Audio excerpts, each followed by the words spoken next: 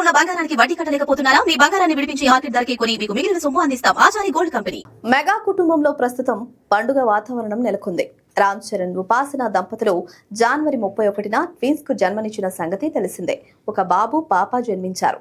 వారసులు పుట్టడంతో మెగా ఇంట సంబరాలు అంబరానంటాయి. ఫిబ్రవరి 11న ఈ చిన్నారుల బారసాల కార్యక్రమం జరిగింది. అత్యంత సన్నిహితులు, కుటుంబ సభ్యుల మధ్య ఈ కార్యక్రమం నిర్వహించారు. అయితే తాజాగా తన ముద్దుల కవలల పేర్లను పరిచయం చేశారు రామ్ చరణ్.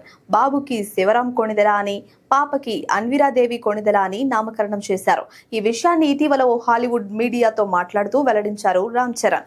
ఈ పేర్ల ఎంపికలో రామ్ చరణ్ దంపతులు తమ ఆధ్యాత్మిక నిర్ణయమని పేర్కొన్నారు. శివరాం ఈ పేరులో శివుడు మరియు రాముడు ఇద్దరి శక్తులు దాగి ఉన్నాయి.